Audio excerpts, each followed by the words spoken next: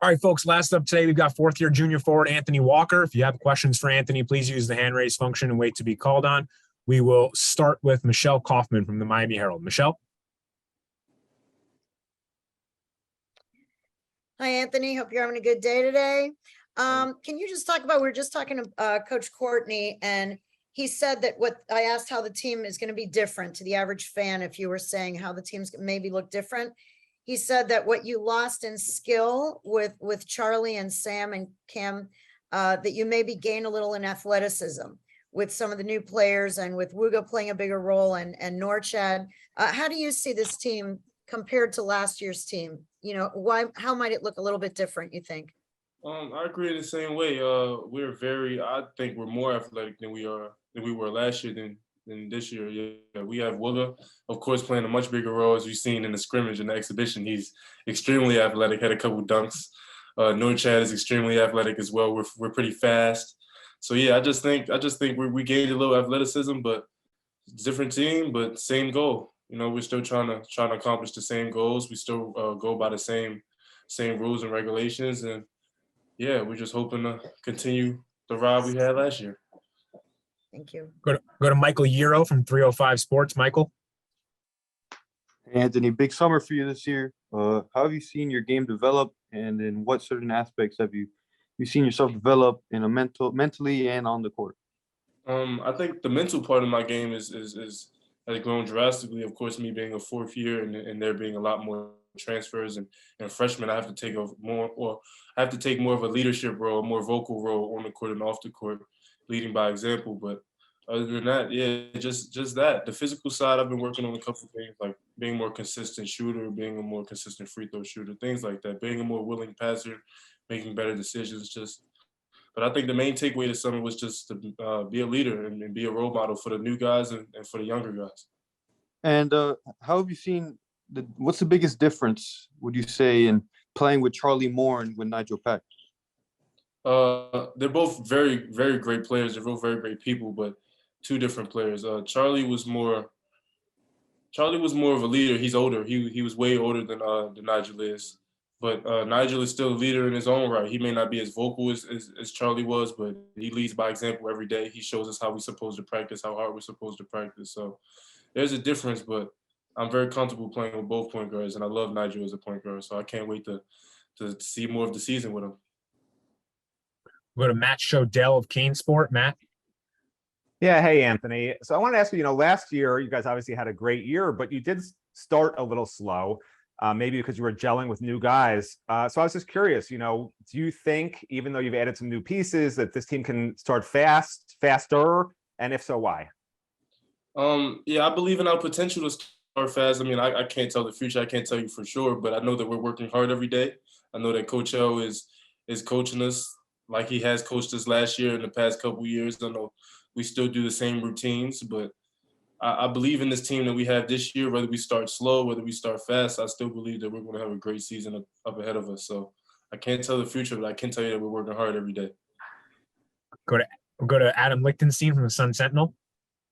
Hey, Anthony. So no predictions for the first 10 games of the season already. But I guess, after last year and the way last season ended, how much does getting so close to like the Final Four, but, not quite making it, how much does that, motivate you guys this year? Tremendous amount. You can still feel kind of the energy from the returning guys in practice, the urgency to want to be good and be a great basketball organization, to get back to where we were and even further. And we're just trying to get the newer guys and the transfers to feel that same energy. Of course, it was a once in a lifetime opportunity. No one on this team has been to the tournament before then, let alone go to the Elite Eight. So it was just an amazing feeling, and the urgency you can tell up in practice is to get back there and get further. Go to Chris DeMond from the Miami Hurricane. Hey, Anthony. You mentioned a second ago that you've had to take on a bigger leadership role this year. Can you just expand on that a little bit? What are some of the specific things that you've had to do to kind of help young players and transfers feel more comfortable within the program?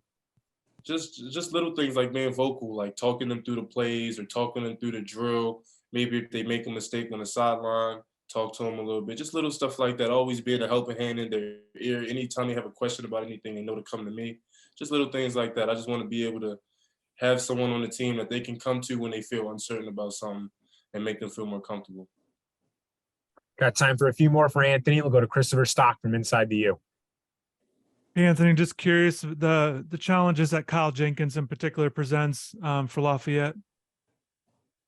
Coach has a great plan for that. We haven't went over it yet, but I know we trust our coaching staff to put us in the right position offensively and defensively. So I think we have a great game plan going into that game, and yeah, we'll be fine. We'll skip on that. Freshmen, I'm curious how the freshmen are coming along, and obviously there's front court guys there. You touched on leadership, maybe some things that you're saying to these guys and hopefully getting them ready to go whenever. Yeah. Our freshmen are very, very lengthy and tall. Caught me by surprise when they first stepped on campus, but yeah, they're doing extremely well. They're doing extremely well. They're looking more comfortable day by day. They're learning the plays fast. They're doing their homework off the court. They're a very dedicated group of individuals, more dedicated than I was my freshman year. So I'm just excited to see them grow throughout the season, and I'm happy to be a part of it. Happy to sit courtside and see it happen. Go back to Michelle. Hi again. I want to ask you about another Norchad. Everyone, when you mention his name, everyone just kind of breaks into a smile, because of his energy, boundless energy and all that, and the physicality with which he plays. He has a different kind of build than anybody that you had on your team. You're probably maybe the closest, and he's even kind of, huskier. He looks more like a football player. What does he bring the team? And, Coach Elders said he doesn't want to make expectations too high. He has a lot to learn, and, it's a different level from Arkansas State. But what have you seen so far in him, and what can fans expect to see from him? A smile on his face. He's always having fun.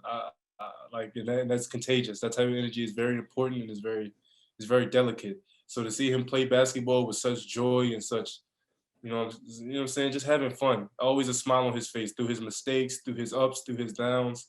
He's just a great person to be around. He's always talking in practice, always cracking jokes, helping the freshmen out as well, helping out Nigel. He's new, so he's learning as well, but he's handling it very well. So I tip my hat off to him. He's a very great person and a very great basketball player, hard worker. How about as a player, physically, what does he bring to what does he add to the game, to your attack and your defense? Physicality. He's very physical. He's very athletic. He may be undersized in his position in some people's eyes, but I think he plays as if he is 6'10" or 7 foot.